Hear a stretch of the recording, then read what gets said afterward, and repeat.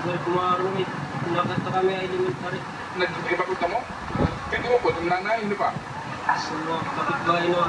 Oo, tapos, Kasi era nga ako nagpabilin na. nagpauwi mo sa bahay niyo si tatay mo. Oo, pagkatapos, yung tumakas yung tubig dito, wala kayong kaalaman sa nangyari sa father mo. Alam naman ng mother mo ang nangyari sa tatay mo? Maray ko kay Ginpaw na lang ako ng Nick. Para Pinuli ka ako. Ano?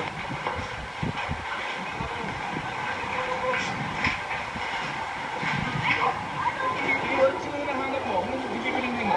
Magsiglap yan, nilibilisan. Kaya naman, nakakahirap. Pero hindi mo kapamilya. Pero nakakahirap. Lola ni Itay, nanay, tatay, napunasawa, napunasan na anak, ay napunasan anak, sinabuyan ko. Mahirap na kung mo, kaya niya sila niya.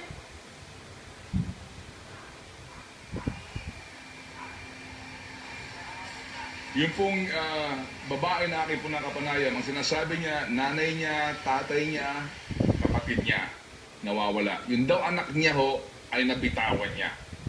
At nang siya po'y aming makita, para ho siyang zombie. May sugat pong pagkalaki-laki sa kanyang ulo, tumutulo yung dugo, may sugat sa paa, lakad ng lakad, walang tsinelas. Kaya ko ho siya talagang napansin. At tinanong ko kung ano nangyari po sa kanya. Yun po ang kanyang kwento, hindi niya alam kung saan pupunta, anong gagawin. Dahil nga po doon po sa pakiramdam na naghahanap ng kamag-anak at nawalan ng anak, na habang ito'y kanyang hawak nung pong tumaas nga ang tubig sa Barangay San Jose sa Tacloban City. Corina Henry, sa ngayon po, yan ang malaking problema po ngayon sa lungsod. Habang ako po'y nagbo-broadcast ngayon, alas 4 po ng hapon, ngayon meron pong mga lumulutang na bangkay sa Dalampasigan, maging malapit lamang ng Leyte Park Hotel. Kaninang umaga po, nakita namin wala pa rin pong pumupulot, wala pa rin pong kumukuha. Sa dami ho, hindi magkanda ugaga ang gobyerno sa laki po ng problema. Nauunawaan po natin yun sa ngayon.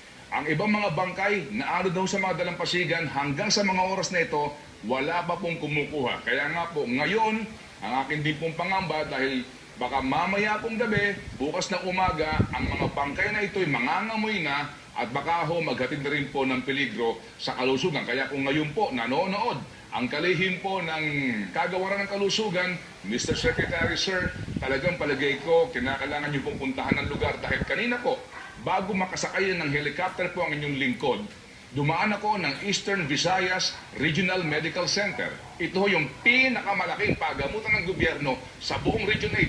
Saan po ito nakaposisyon? Saan po ang kanyang lokasyon? Ito po ay nasa tabi ng Kapitolyo, tabing dagat mismo. Kaya kung ang Kapitolyo ng Leyte ay inabot ng tubig, umabot po hanggang sa loob ng Kapitolyo na pagkataas-taas, paano pa kaya yung pagamutan na yon? Ang sabi po sa akin ng mga taga roon, wala na po silang gamot. Anong kailangan nilang gamot? Kailangan po nila ng mga antibiotic dahil po sa dami ng mga may sugat.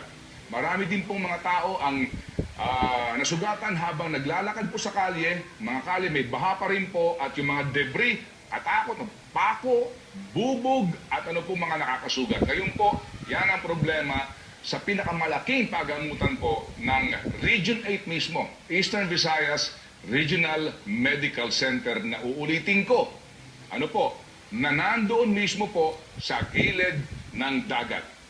Kung yung po mga lugar sa Tacloban City na malalayo po na mga barangay inabot ng dagat, yung pa kayang katabi mismo ng dagat. Corina?